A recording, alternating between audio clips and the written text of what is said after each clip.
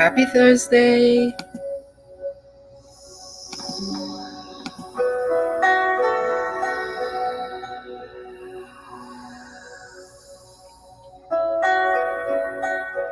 Happy Thursday. It's Therapy Thursday. Come on in. Happy Thursday.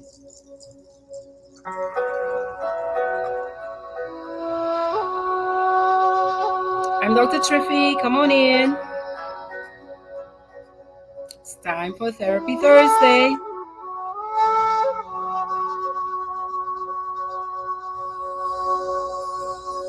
How are you?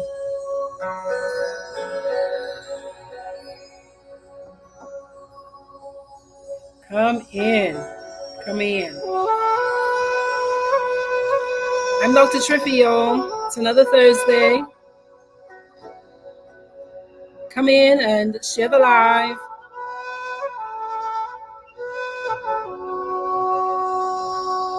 Share the live.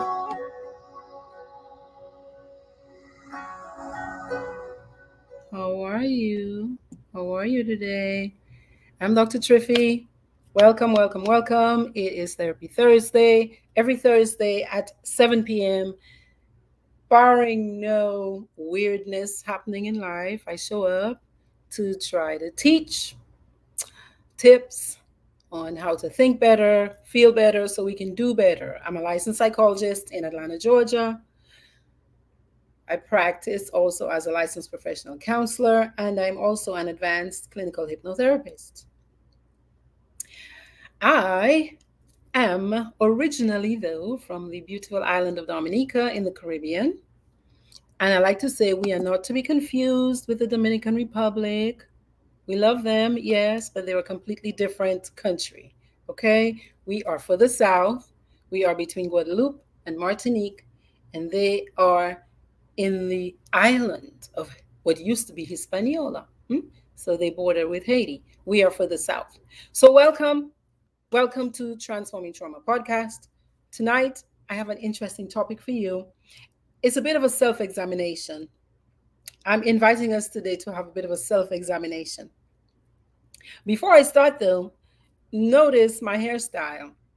I decided I was not going to wear a wig tonight on purpose because I'm enjoying my hairstyle. And I thought I'd bless you with it. I thought I'd bless you with my hairstyle this evening. Yeah, so these are called Bantu knots in many circles. There's some other names for it. Now, what do we call them in Dominica? Over here, we call them Bantu knots. Mm. I thought I would wear my hair, my natural hair, today because I read an article this week of a little kid who got sent home because of their natural hair. And I'm like, what is going on still in 2022? What is happening still in 2022 that human beings have decided they will continue, they will persist in policing the hair that grows out of the hair of Black people like me? Black people like me. This is how nature, God, the God that many people love to claim, this is how he put the hair in our heads. We can't change it except if we apply really nasty chemicals to it. We can't change it. And we've been for many, many, many years, decades, trying to live up to other people's standards of what our hair should look like. And so we have destroyed our scalps, burned our temples, bleached our hair, and like some of us barely have hair left on our heads from the chemicals we've been putting in our hair. And people still feel somehow emotionally triggered when we wear the hair that God gave us. Knock it off, people. Seriously, knock it off. And nobody's putting up with this nonsense anymore. No mass. No mass. No mass. No mass. No mass. Okay? This is how nature, life, whatever you want to call it, hmm? This is how nature decided our hair was going to grow out of our heads. We get to decide how we wear our hair. I get to decide how I wear my hair. Nobody gets to tell me, do this. Why? So you can feel comfortable? Knock it off. That's enough. That's enough. That's enough. That's enough. And that's all I'm going to say about that today. But I do intend to have a complete transforming trauma podcast session on hair, black hair, and all of the anxiety and the terror. Terror for some people. Many people have lost their jobs because their workplaces decided the hair you were born with was not good enough to show up at your job. Well, keep your money and I'll keep my hair. Keep your money, I'll keep my hair. You do not get to tell me wear my hair like this or don't wear it like that. That's enough. That's enough. Okay. Did you know? I pulled this up, these stats. Did you know that a black woman is 80% more likely to change her natural hair to meet social norms or expectations at work? Hmm? Black women are 1.5 times more likely to be sent home. To be sent home or know of another black woman sent home from the workplace because of her hair. And 1 in 2 black children have experienced hair discrimination as early as 5 years old. Now we're talking about trauma and trauma transformation. Do you understand how painful that is for somebody to believe from the time they're this itty bitty that I am not good enough because of something I can do nothing about? And to fit in, I must do something really painful. Do you know how it hurts to have relaxer in your hair go longer than it's supposed to go? Come on, people. That's enough. No mask. No mask. Okay, deep breath. Deep breath. So, tonight, what am I talking about tonight besides hair? Tonight, I'm talking about 3 behaviors that if you don't watch them, you're going to be hurt. You're going to be hurt and you're going to hurt people around you. You're going to be hurt, okay? And you're going to hurt other people around you. And I'll explain why you're going to be hurt. Because there's at least one of those behaviors that some people might think, well, no, how can I be hurt doing that? That's actually in my best interest. Well, maybe not, okay? And I'll show you how. So the first of these behaviors is arrogance. Arrogance. What is arrogance? We use the word a lot. We use the word a lot. Oh, so and so is an arrogant, whatever. They're just whatever. So let me explain. Let me define the word according to the standard, and then we'll talk about it. Okay? So arrogance is an attitude of superiority manifested in an overbearing manner, or uh, you can say arrogance is also a coping style that some people use where they present themselves to be better than the rest, better than everybody else. Now, I think many people use that. That's a coping style, I believe, that we acquire over time. And everybody's history is different, so we don't know why or wherefore, except if perhaps you were to do a nice evaluation. But I think many people adopt that kind of style as a way to cope with their environment, to manage their anxiety. So for a little boy, it might have started off with feeling less than. And so you create a persona where you present yourself as if you know more than everybody else. What you say is law.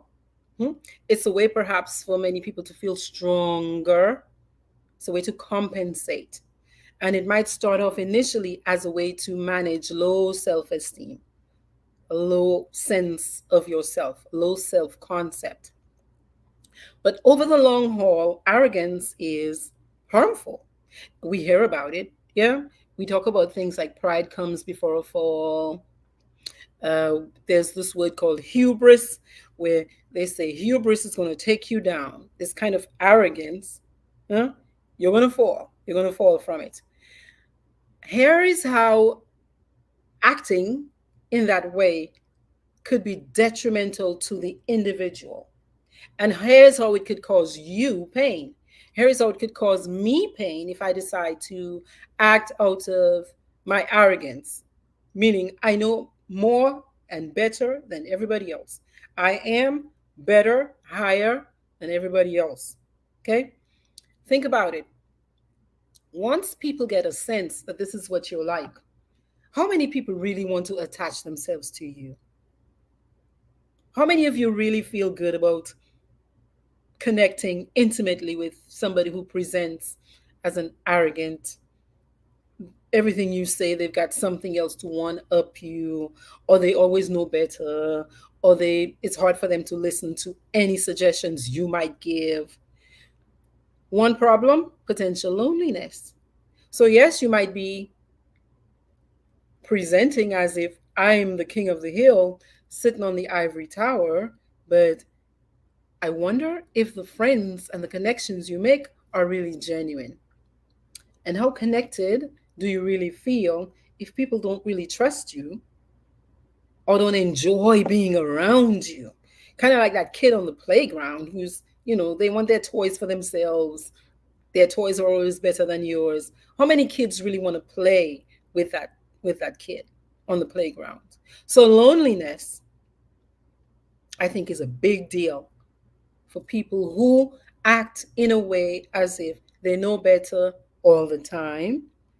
They are better than you all the time. Regardless of what you do, you'll never outdo them. I think it can also impact your physical health, huh?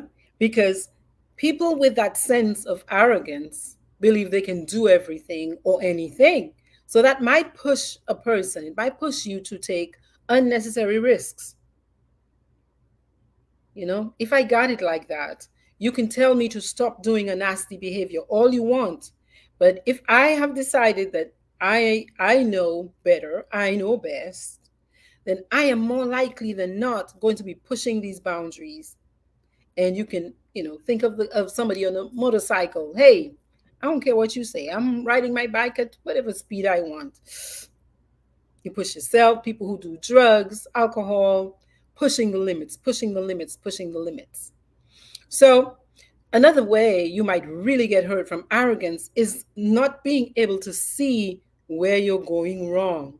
Because if you always know what's right, regardless of what somebody says to you, mm, it's difficult for you to entertain their perspective.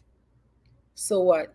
You miss out on many chances, miss out on many opportunities. Some opportunities are life saving. Some opportunities make you wealthy for generations. But if you're not able to see it because you know everything, how easy is it for you to listen to an expert, somebody who might have spent their whole life learning a certain skill or a certain area of study? You might think, I don't care. Hmm, I don't care. I know better. And I'm going to do what I want to do. So you could really miss out. Okay? You could really miss out. So that's number one, arrogance. Here's number two for you. Number two is resentment. No, that one, that resentment. Now, resentment is when things happen in your life that either you don't agree with it, it didn't feel good for you, or you might feel as if somebody's poaching on your territory, or you might feel as if, yeah, they're telling me things to do that I don't want to do, or it might be really justified. Somebody really stepped on your toe. It might be really justified. Somebody really stepped on your toe. But if you're not able to manage your emotions well enough to where you stop thinking and thinking and thinking and thinking about that event that caused you to feel the pain, that other person could walk off after having done you something that felt really painful for you. They walk off into the sunset. Meanwhile, you stay behind holding the grudge. Ouch. Ouch. Ouch. Resentment is about recurring negative thoughts and negative feelings over a long period of time. Over a long period of time, that can be very damaging, not just to your mental health, but to your physical health. Why to your physical health? Imagine how stressful it is, how anxiety provoking it is, how much anger you're holding in your body all day long because you cannot get away from that thing this person did that felt so painful for you. That causes inflammation in the body. Why? Because you stay gushing these stress hormones like cortisol. When you have too much of these hormones in your body for too long, they break your body down, they wear your body out. So, this is why people say, well, hey, releasing or letting go of resentment is not necessarily for the other person. It's really you're the one getting a huge, huge benefit from releasing or processing or choosing to put that resentment on a side and perhaps learning a different way to look at the event that happened, because it's not as if you don't have a right to your resentment. Okay? The other thing about emotions is it's very hard to say, oh, I'm going to stop feeling this particular emotion. Emotions don't work that way. They show up, right? They show up for whatever reason. That person said something to you 2 years ago, or they left you 5 years ago, hmm? Or they didn't give you that promotion at work 10 years ago, and you might still be carrying it. You might still be replaying that painful experience. It's not as if you don't have a right to that, to those emotions, but you do have to, at a certain point, make a decision about what you're going to do with those emotions. So, look, I know all of you can relate to at least one person or maybe yourself who that person held on to their resentment for so long. Some people might say they died angry or that resentment killed them. They choked on it. They choked on it. Some people say people become intoxicated with it, drunk on resentment, which can turn to hatred, which is so hard to shift, which is so hard to shift, where you can come to where you really hate a person to the point where you have thoughts of harming them or destroying their life or their children or their family or their business. There are some people who become so intoxicated with resentment.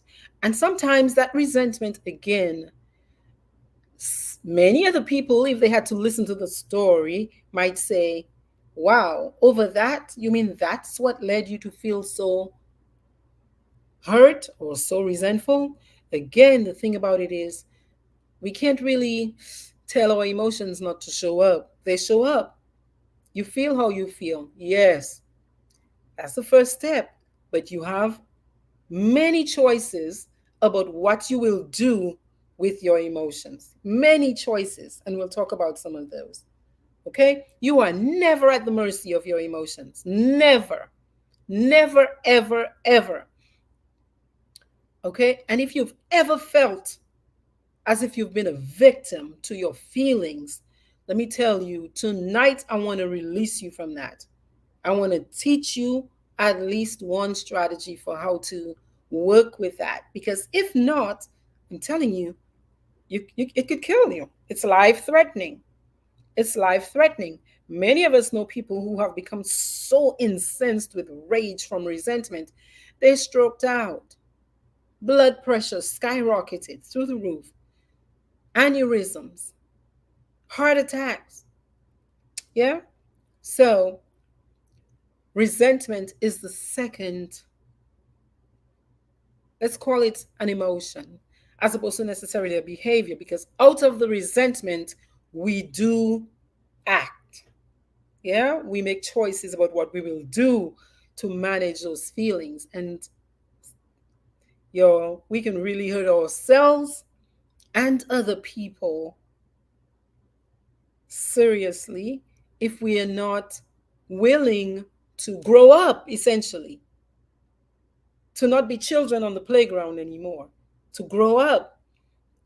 Again, you can't stop the emotion from showing up, but there are many things you can do with it that will definitely cut it off, give you something else to do with it before it morphs into hatred. Again, which when you get there, that's hard to come back from. And many people do many destructive things when they take it there. Okay, so we talked about arrogance. My arrogance will hurt me because it will blind me to potential other ways of doing things or other ways of seeing things. It'll blind me to other people's perspectives and other people's experiences. And when people start realizing I don't care about them, they're going to start distancing themselves from me. So, loneliness, yes, I might be smart, whomever I think I am, but I'll be over there by myself because nobody's going to want to be hearing from me if every time I start talking, it's about, oh, you're silly, you're stupid, your way is not going to work, that's nonsense, oh, my way is better. Don't you just hate it? Like being around people like that? You start sharing a little experience and then they one up you, man. You maybe just graduated, you worked your little tail off, and they say, oh, yeah, that's just book smarts. And me, I'm street smart. Always got something to say, to make themselves look better. Who wants to be around a person like that? So many arrogant people, apart from the fact that they miss out on many opportunities because they are not able or willing to see it, they also miss out on good, strong, intimate, connected relationships because the real self is never showing up, right?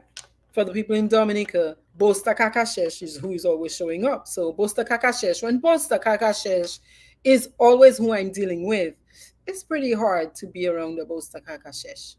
Okay? That's the arrogant person. And then you have the resentful person who is stay holding a grudge. And that might be you tonight. I'm telling you, it's horrible for your health. It's terrible for your health. So if you love yourself, you want to listen to the end to really, let's talk about some strategies to help you make a different choice, look at it in a different way. Okay? Now the third set of behaviors, the third behavior in that list, I'm giving you three tonight: arrogance, resentment. The next one, number three, is deception. Deception. Okay. Here's the Queen's English um, definition. Deception or falsehood is an act or a statement that misleads, or it hides the truth, or it promotes a belief or an idea that the person knows is not true, or it's not all the way true. We can deceive by omission or commission. Omission, we just leave it out, we leave out big chunks, or we actually tell a lie. You actually put something out there that is not correct, not true. Okay? It can involve propaganda, where people take little pieces of the truth and they make something funny, interesting. Um, this is very popular in politics, where people will try to debase, debase, uh, veer you off guard if you're coming close to the truth, like, no, couldn't be. And you might get a little piece of the information, but not the whole thing. Okay, that's deception. I don't have to explain how we do that in relationships, y'all. How many of you have an, what you call it, a burner phone? Anybody has another phone that their mate doesn't know about? Anybody has a bank account their mate does not know about? Anybody has a whole family their mate does not know about? How can that not cause you pain? And how can it not cause people around you pain? Hmm? So several studies have focused on the ethics of one form of lying or another. So I'm going to talk about some lies, right? Some deceptions. That's the fancy word. Mate, okay? Mate, for my American listeners, is liar, right? Liar, liar, pants on fire, deception. There are white lies, lies that are small lies that are seemingly harmless. And these are often, you would think, unnecessary. Huh? You would think a white lie is unnecessary, but one could say there's a place for white lies. What do you think? Is there a place for white lies? Is there a place for lying? Y'all tell me. Type it in the chat. There are false excuses. An excuse, something you say to prevent something worse happening. Uh, there are lies to prevent harm in a crisis. There are lies to prevent harm in a crisis. For example, somebody might say, "Oh, no, this is not as bad. This is not really bad," knowing full well, yeah, this is a whole mess. Hmm? There might be lies to your enemies on general principles. Again, we have to say, well, are lies, is there a place for lies? A person who you know is trying to harm you and you have no allegiance to, do you believe you have to tell them the truth? Do you believe it is okay to lie to some people? Or there are lies to liars in retaliation to the liar. They started it. Hmm? There are lies where we protect our friends or families or peers. Lies for the public good. Is there such a thing as deception for the public good? I think of politicians who might very often not tell us the whole truth. Is that ever for our good? For example, let's suppose there's a huge crisis. Let's suppose you're out in a huge concert and people need to leave the building. But if you say exactly, "Hey, there's a fire, fire." If you said that, what if everybody just stampeded towards the door and you could cause harm to people? Is it okay to say, instead of "fire, fire," to come up with some other reason or some other thing as the reason to leave the building? There are also lies to the sick, lies to the dying. Some people don't tell their relatives that the doctor told, say the relative in charge, the relative with the power of attorney, perhaps, that this relative has a terminal illness. Some people don't do that. So is there a rule for that? I think that there's a place for not telling the complete truth. I don't think you owe everybody the complete truth. I think when you're in relationship with people, depending on the nature of the relationship, yes. But with deception, there are some people who haven't earned the right to hear. I don't think you owe everybody everything. There's some people who would hurt you horribly if you told them exactly what you were thinking and feeling. So I don't think it's a complete negative at all. I think we have to learn how to speak so that it's not a committed lie. There's something called plausible deniability. You know what that means?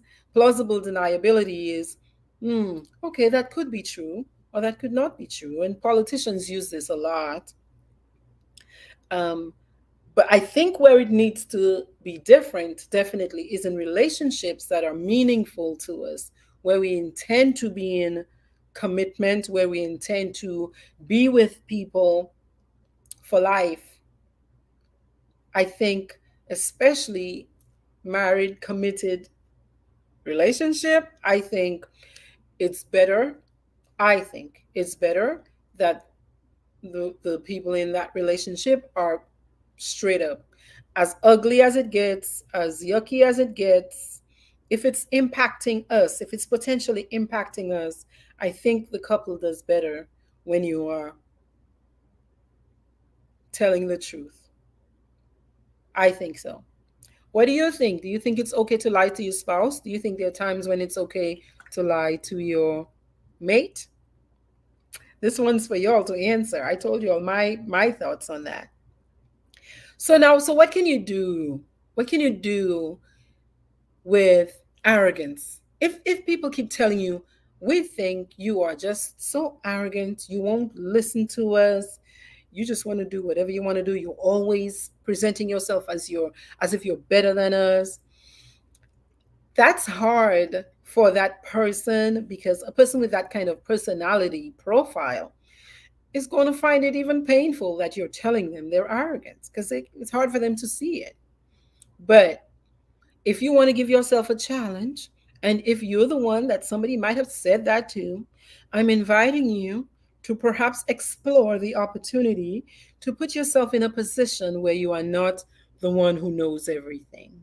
For example, put yourself in a position where you look weak or you look as if you don't know much. You don't know much about what you call it, planting. So maybe go volunteer somewhere and do some gardening, something that pushes you out of your comfort zone where you are completely vulnerable, and you give your ego, you give your personality construct, the views you have of yourself, you give yourself an opportunity to feel uncomfortable in a space of not knowing.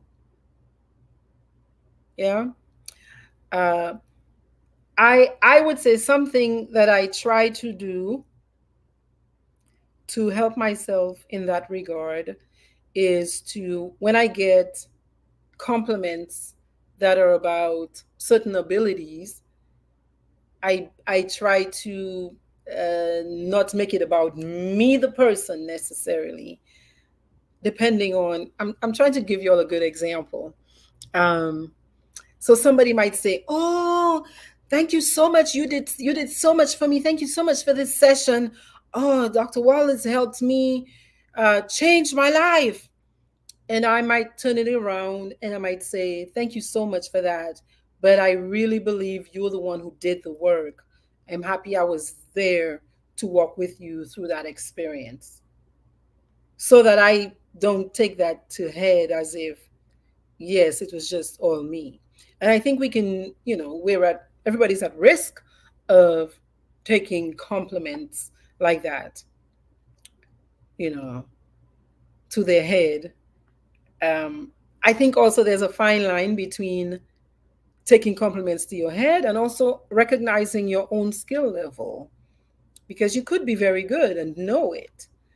I do think you have to kind of watch, even though you know you're good, leave a little room for other things. Leave a little room for other things. Every now and then, yeah.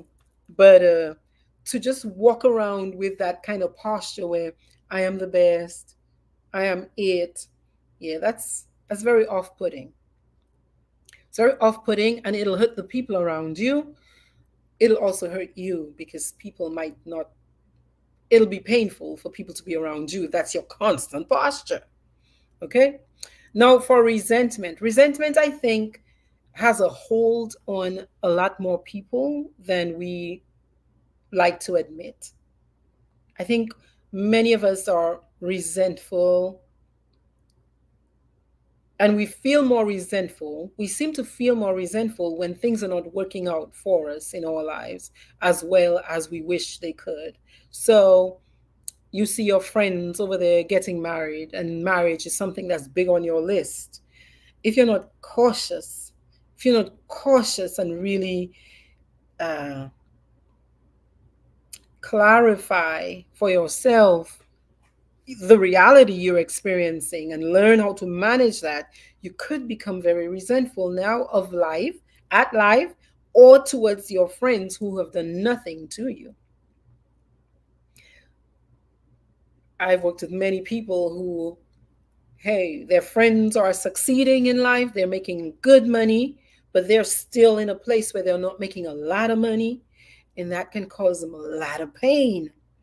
And that resentment can build if they're not willing, if I, you, we aren't willing to feel the pain of the emotion. Feel it, because perhaps in feeling it you have an opportunity to really ask yourself a question. Well, hey, what can I do in a different way to accomplish this thing that I am feeling resentful about? As I watch my friends, as I watch other people around me, where do I have to get better? What do I have to do in a different way? If it's somebody, say, who said something that really hurts you, or they acted in a way that really hurts you, you have a right, you have every right to do whatever you want to do with that. That might mean, okay, I'm not talking to you ever again, or I'm taking a break from you. But I mean, that those are valid choices, but to persist into where now you ruminate on it so much that you now come to hate that person, that's again harmful for you. And it's also harmful for any potential future of the relationship. So, what can you do instead? What can you do instead? Have a conversation with the person, right? Ask for time. I like to say set up an appointment, but what I mean by that is send them a little text and say, hey, there's something I really want to talk with you about. When do you have time? Because sometimes the other person does not know the impact. More often than not, I think the other person doesn't realize how painful what they said or didn't say or did or didn't do, how painful it is for you, until you really express it and communicate it clearly to them. So, at the very least, give the person an opportunity for that. Hmm? Again, this is an opportunity for growth. If I'm feeling resentful, and I have had that feeling in my life, I remember when my kids were young, and gosh, when they're little, when your kids are little, all you're doing is taking them to the daycare and back. You're barely working because you got to be at the daycare early and at the daycare early at the end of the day, or else you get in charge these fees, right? You go early in the morning so you can get to work and you got to get back. And I remember feeling as if my life was just about managing their lives, which is what it was, really. But so I had to ask myself a question and to decide, hey, are you part of the problem? So I actually did something about it. What I did is I stopped. There was a point I stopped working at a full time job in the daytime so that I could be home with them during the day. And then I chose to work overnight. I got a job as a cashier with a master's degree, working overnight so I would have more time with them and more real life time. Yeah, yeah. And that feeling of resentment and just, oh, it eased up because I ended up with a lot more real money in my pocket. Can you believe it? I actually ended up with more real money in my pocket with a master's degree when I stopped working during the day and used that time just to be with them, play with them, teach them, all of that. And I worked overnight, cashing at a Kroger, at a grocery store, let me tell you, okay? And in just the mental freedom I got, eased up that feeling of resentment. It started feeling like I was on vacation. Okay? So we can explore deeper the feeling that's coming up and see, well, what can I do in a different way? What can I do in a different way? And is the way I'm looking at this, is that the only way to look at it? Can I look at it in a different way and make a different choice in the direction of giving myself more freedom, more a peace of mind? Okay? So, another thing you can do is take a break. Take a break. Just, you don't have to solve every problem in your life today. You really don't. You know, I talk about not eating a whole apple with one bite. For Caribbean people, who can eat a whole mango with one guava? You can't, can you? You have to bite one piece, bite one piece, bite one piece, bite one piece, bite one piece. Finally, you get to the seed and you can go to town on that little joker, right? For as long as you want. But to feel or to put that kind of pressure on yourself as if you have to fix everything in your life that's not feeling good for you today, right now, that's not realistic. That's not realistic. Therefore, perhaps you can take on the challenge to maybe do at least 1% better every day, or do a little piece today. Break the big task, whatever it is that's causing you to feel resentful. I want to do a degree. I don't have time. I don't have money. Whatever your problem is, hmm? My husband left me with the kids and I'm home alone. This is too much for me. I'm overwhelmed. It's a big problem. I understand. So the pain is going to trigger that resentment. Ask yourself, what can I do to change this situation? And start small, small steps, perhaps to change your situation. Yes, you do have to go back to school, but you might have to practice practice enjoying your now as you take time to plan a strategy that can really work given your circumstances. Because now what you're doing is, instead of just thinking, you're actually doing things. You're taking action, and you're taking positive action. I'm a big proponent of taking positive action to shift any energy that feels hard and painful and frozen. You want to do something, but that do something, let it be something positive. Let it be something positive. Okay? Here's taking it even one step further. How about practicing compassion or kindness towards that person you feel the resentment towards? Like, push yourself, go outside of yourself, almost as if you're watching yourself do it. So, you take on your kind. I call it like a passive observer. You're just looking at yourself. You're outside of yourself, looking at yourself do the thing. Yeah, give them a gift, take them something, and play with that. Play with that, as in, give yourself the opportunity to see if you'll experience a different emotion as you take that positive action, because you're doing something as opposed to, again, just sitting with those feelings. No, you want to take a positive action. That positive action for you is probably calling a therapist. There's something on my mind. I really have not been able to let it go. It's been years, but I feel as if it's coming up over and over and over again. I can't seem to shake it. I want to talk to somebody about it to clear up my thinking about it. That's a positive action.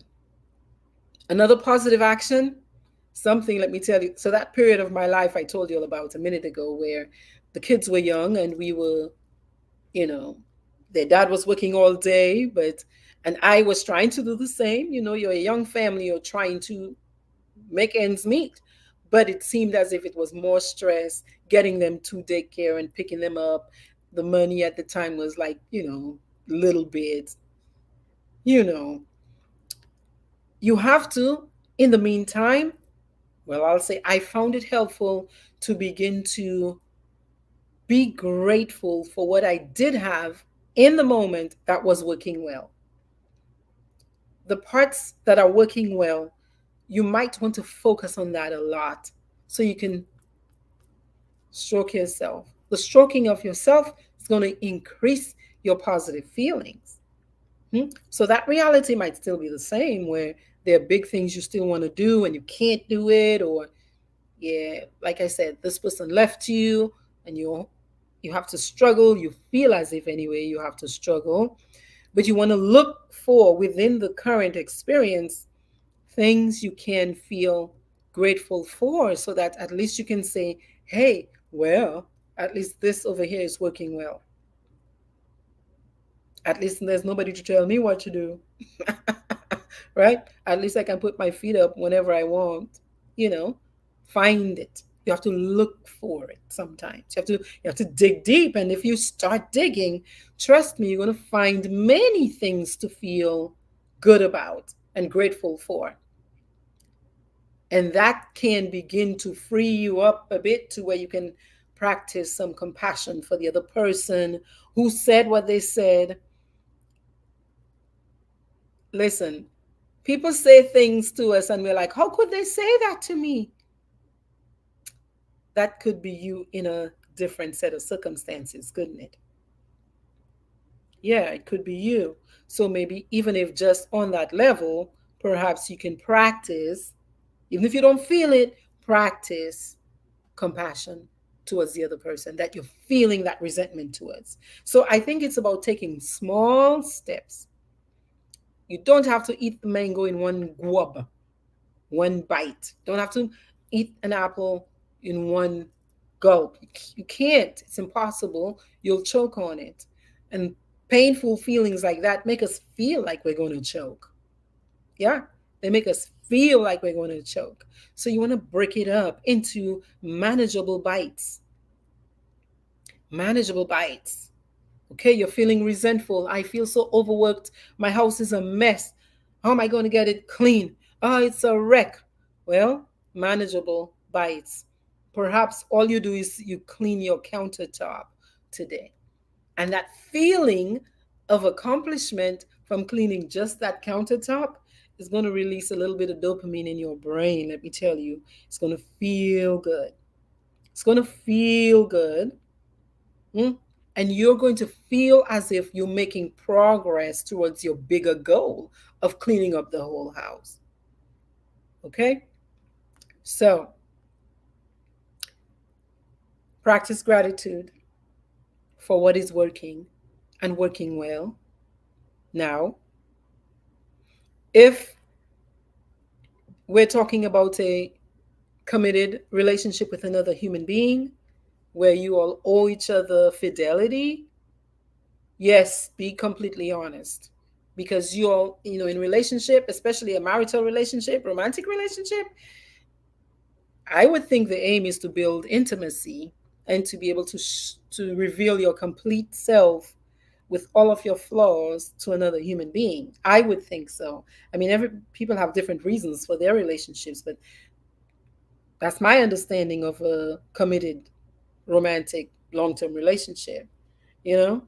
And yeah, you wrestle with those things, but at least you know what you're wrestling with.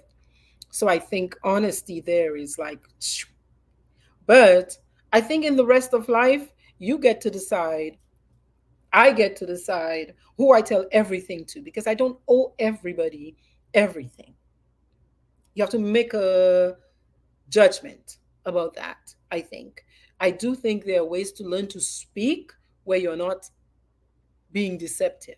You might not be telling everything, but that doesn't mean you're lying. There's a difference. So that's a skill, that's an art.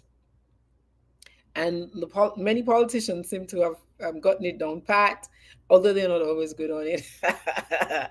But I think learning to speak in a way that takes care of you. I actually learned that from a principal. I used to teach at St. John's Catholic School. And one day, the principal, I was sick and I went over to the convent, and the phone rang and somebody asked for her. And I was there. I was sick. So I was in the room. They asked for her. And she said, she's not there. I was like, what? The nun is lying in my head. I'm like, what? So I asked her about it. She said, no, I didn't lie. Remember what I said? Remember what I said? I said, she's not there. I said, yeah, but you were there. She said, I was not there for them. Well, I learned something from that nun that day, right? Because you don't have to be available to every human being. You don't have to expose your guts and your heart to every human being, especially understanding. There are some people who are careless with us. There are some people who are very careless with our emotions. But there are also some people, I hate to say it, who are nasty. There's a reason we diagnose some people with antisocial personality disorder, right? Psychopathy and sociopathic behavior. There are some people like that. And so you have to make a decision as to, is this person going to use this information to harm me? And you don't want to be a dermers. You don't want to be a child. You don't want to be infantile and just assume that everybody has your best interest at heart. Because I'm telling you, as a psychologist, honey, that is not true. And you're not a child. Children believe that, but adults know better. And part of taking care of yourself is learning how to speak so you can care for yourself. So you're not just vomiting your, again, every bit of, a person can ask you whatever they want to ask you, but you don't owe everybody a response. There's something that people in the mental health field, um, we confidentiality is a big deal to us. And there's something called privileged communication, which is the discussion of a client with a therapist. A police officer can't just come and say, I want to know what you discussed with this client. Mm-mm. A lawyer cannot just say, I want to know what you discussed with this client. No, ma'am. Not until you get an official legal document. Not until. Yeah. Signed off by the appropriate authorities. Yeah. You don't owe everybody all your information at all. Okay. So when it comes to deception, in the context of relationships, I think that is where we have to be really cautious and really intentional. And perhaps even before you start a relationship or as you move through a relationship, you have to keep negotiating with your person the importance of truth and honesty and how you all will work with that for the good of the relationship. Or else deception there can be really, really, really destructive. Really destructive. Again, there's some people who have complete lives, you know, outside of their primary family. There are people who are sworn to be, what you call it, chaste, like priests, who have complete families or they have whatever. Yeah. So that's that kind of deception. That's different than where you don't tell a stranger or an ordinary person everything they ask you. That's different. Okay. So, yeah, so those are my three that I want you to do an examination of yourself about. So, me, hey, am I being arrogant? Because when we become very good at certain things, we're vulnerable. If you become a very good driver, you might think I'm the best driver on the road and I can drink and drive. That's arrogant behavior. So you might want to check yourself if you're the person who's walking around with that kind of thinking. Hmm? You might be the person that thinks nobody else can do it like I can do it. I am the only one who can do it.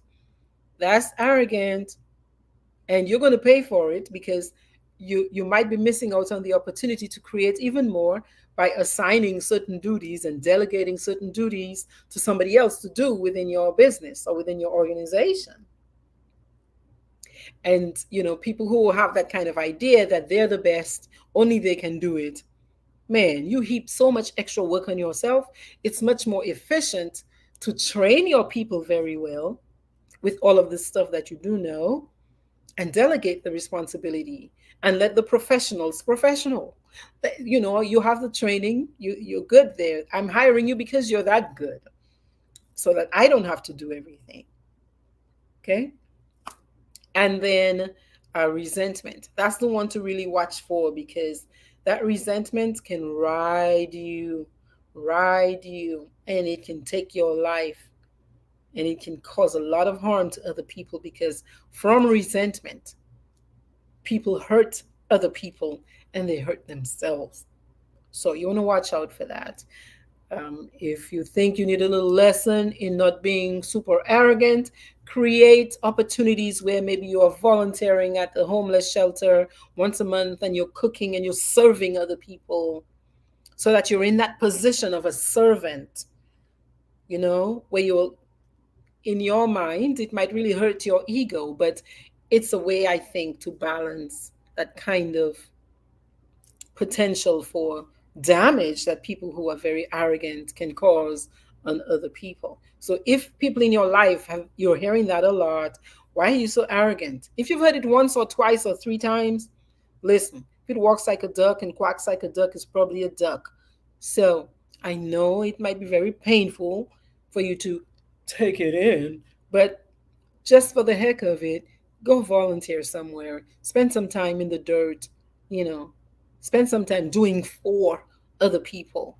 Put yourself in a position where you don't know that much. So you're forced to start as a student. Yeah. Okay. All right. Let me see your comments tonight, y'all. Nayamba, Phoebe, thank you. You do it in your hair too. Okay, and we call it corkscrew in Dominica. So y'all, we call the Bantu knots corkscrew, like to open a wine bottle. Yeah. And like I said, I kept my hair like this today because I am completely insulted, and I feel very affronted that in 2022, other human beings have assigned themselves the jobs of policing my hair. Like, who do you think you are? Like, if you want my hair to be different, create me in a different way. I have nothing to do with the hair that comes out of my head. Who do you think you are to tell me to do it the way you want to see it? None of your business. Like, go home, go to your mother's home, turn around and go somewhere else with that. And I think parents have to be much more assertive with this. This is the hair that grows on your kid's head. That's what comes out of it. You're telling me some school is going to tell you they can't come with their natural hair? Then create your own school. Ayamba, you missed my lives? I missed you too. I took a little bit of a break. I said, let me take care of myself. So my daughter left for Japan last week, and um, yeah, I thought, let me, felt like a big emotional, like I lost a lot of energy from that. Although it's positive now, it's great. But every mother who has had to send her baby off, the last baby from the nest, empty nest syndrome. Yeah, so I've been recuperating my energy, recovering my energy, sleeping more. I actually fell into self-care and massages and quiet time, walking around the lake more so that I don't crash. Yeah. Um, Good night, Junie. You love the natural hair. Thank you very much, my sister. Because it's like, what else is there? Like, we've chosen to straighten our hair. We choose to straighten our hair. You don't get to tell us to straighten it. Like, get out of here with that. That's a whole set of mess. I'm not having it. All J present teacher. Present. Check. Check. Um, Also, your Facebook was doing a weird thing where they said, like, they restricted my account for some reason, and I called them out on it, and so apparently they've released me from their restriction. Okay, so we shall see. Um, yes, we need adaptive thinking strategies. I think these, you know, again, some of these, we're human beings, we're living life. So you might get arrogant. You might get to where you're like, I'm the king of the hill. You might, that might be your way, but it doesn't mean you always have to stay that way. Huh? It doesn't mean that that's the most efficient way to think about yourself or about life. And if it's not necessarily the most efficient way to think about life or yourself, there's room for growth and change, right?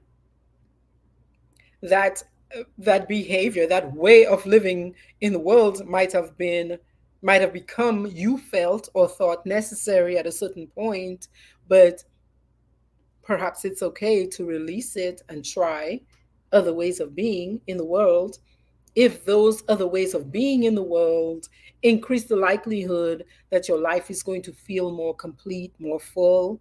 Hmm? Hi, Glenda. Thank you. Thank you. Glenda likes the look. Hi, Peto. A bit late tonight, you are. That's okay. That's okay. Good evening, Tone Tone. So, Tone Tone is my nickname from Little Bit, Itty Bitty. That's my village nickname, Tone Tone. Yeah.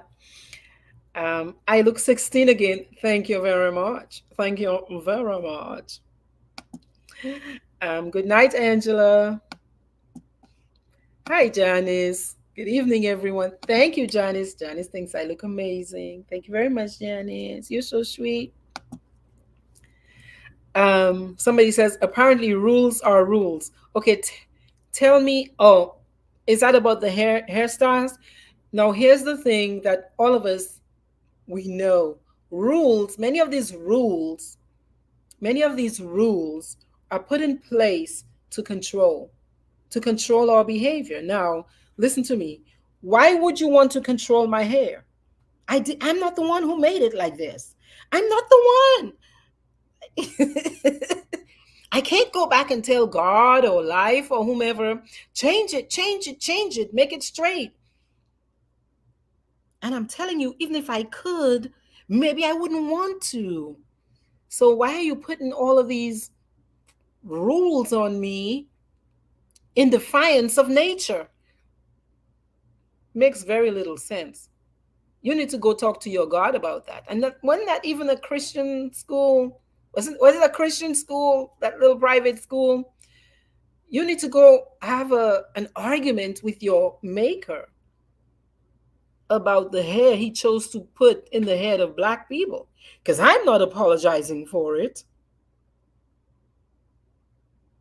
Yeah, you got to go take that up with your maker, not me or my child. They do need to sit down and shut up about it. That's enough. Like, no mass about this. There's actually something where there's a law that they're trying to pass called the Crown Act. I don't know if it's passed already. The Crown Act. Can you believe that? Again, in 2022, human beings believe other human beings have to have a law, that they need a law on somebody's books to make it to where they cannot tell you how to wear your hair. Man, nonsense. Nonsense. Okay? Nonsense. Somebody said to come see them. Okay. Um, the third thing is arrogance, resentment, and deception. Deception, as in lying. And that one is the one where there's you know, there's a lot more wiggle room because I think we have to decide, well, who in our lives deserve no deception? Because deception is actually an adaptive strategy to keep yourself safe. You got to know who you can be your complete self with. You can't, it's actually a sign of, to me as a therapist, if a human being is just so wide open, to me that could be a sign of low self-esteem, like just um childishness, like a certain level of being not wise, that you'll just say everything to whomever. You don't even know the person's intention for you, and you're telling them everything about you. Why would you do that? Why, not even a child on the playground, like everything about you? That's a bit infantile. But there are relationships where that must, well, not must, the relationship is better off if we are completely honest. But it is not wise to just tell, if you meet a thief, will you tell the thief if the thief asks you, where do you save your money? That's what I mean. Simone, thank you. Simone said it's nicely done. Thank you, Simone. um, yeah, human beings make rules to attempt to control our minds, to attempt, but we have to cooperate with people. In that control game, you have to say yes as well. So if you want to, I mean, for many reasons, many of us, we make decisions to, I call it collude. In Dominica, we say to make complot with other people. You can plot against yourself with other people to your demise. But you got to be wise. At a certain point, you have to be wise. So, deception in a committed relationship, I think you are plotting against yourself if you're not being honest in that kind of relationship. But with other people, you better decide who gets all your information. Because if not, I'm coming home. I'm going to find your home right now and I'm going to ask you for your PIN number. Hmm? Yeah.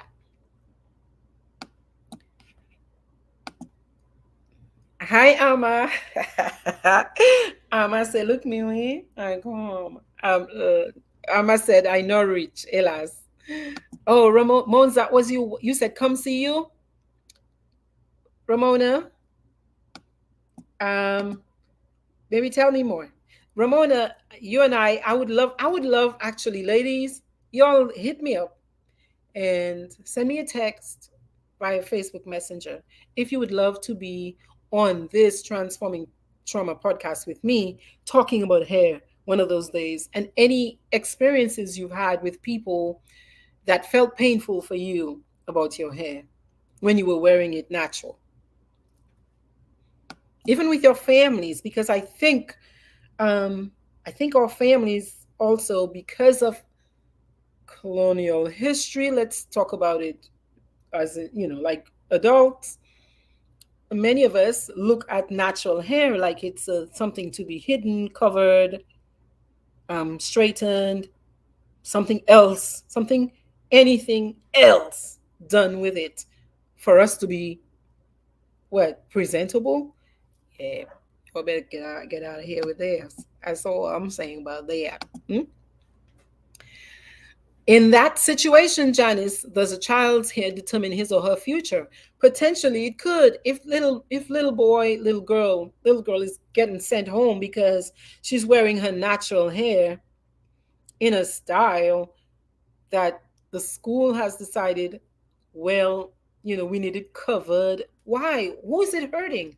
And the question is, why are you feeling so emotionally distraught upon seeing my hair that grows out of my head? Why is it so painful for you? What is going on?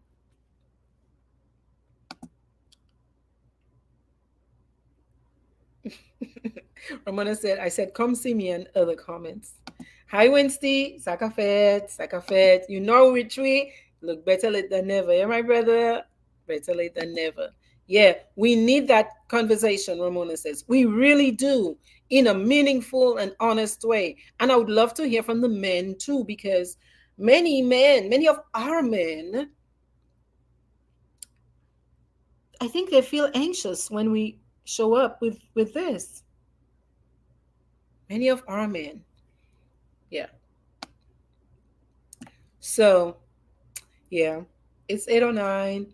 I'm not staying long tonight. I thank you all so much for showing up and sharing and participating. Again, my intention tonight was to offer three behaviors that we engage in, or attitudes, or traits, or ways of being in the world that can really cause us pain, and definitely can cause pain to other people around us. Okay. And we want to, well, what can we do with that? And so with arrogance, I suggested putting yourself in the situation every now and then where you are not the king of the hill, where you don't know everything, where you teach, get, start learning a new language or something, or go volunteer somewhere, help other people, who seem as if they're less fortunate. Mm?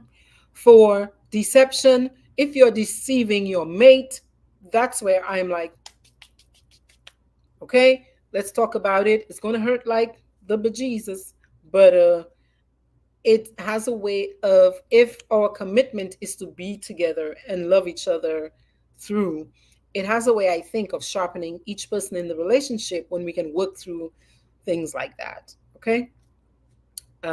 Because again, deception might show up in a relationship because that's the style I learned of how to communicate, or one partner might be more open and the other one is more guarded. So those are opportunities for us to break down those walls and start to trust each other more. But trust me, it hurts a lot before you get there. It hurts a lot for you to show your person your ugly buttocks, and for them to show you their ugly buttocks, and for you to still choose them anyway. But I think that's real love, when you can your way through that kind of thing, because nobody is perfect. We all come with our flaws, and so it has to be that, yes, I am choosing you up front. We're choosing each other, and we're working our way through these things. Now, the deception pieces where you have an extra phone and you have an extra family and an extra, there, do not cross lines, of course. Yeah. You have a whole other house in Florida I didn't know about. Ugh, that's big stuff. A lot of that's betrayal, and that can be super painful, so we don't want to go there. But if we have to, call a therapist to help you navigate that kind of thing. And then resentment, talk about it, make an appointment with the person, talk about it, practice yourself now, compassion for yourself, that you're even feeling resentful. Because some of us, we even beat ourselves up that we're feeling our feelings now, because you're like, I thought I was a nice person. Why am I feeling so resentful? Well, we can't legislate emotions, and we can't tell the feeling go away, but we can feel it and we can decide what we're going to do with it.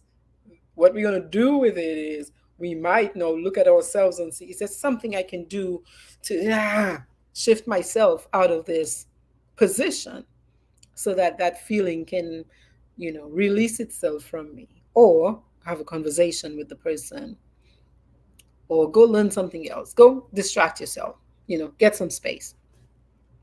All right. um Benson says he loves to see women with nappy hair. And um look, I don't know who started calling it nappy. For me, it's my real hair that the Lord blessed me with. Hmm? I ain't giving it no adjective, my hair. um, um, darn right, Facebook user. Is that you, Ramona? Yeah, with myself, honey. With my own self, honey. Yes. All right, y'all. Again, text me via Facebook Messenger, or if you have my text me. I would love to have a conversation with the wise women and the wise men about our natural hair very soon, because I, for one, I have no patience for people's nonsense about, you know, believing they have a right to tell human beings what to do with themselves. I don't have much patience for it.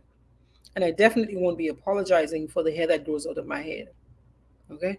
So I hope you'll have a nice rest of your Thursday night. I will see you all soon. Peace.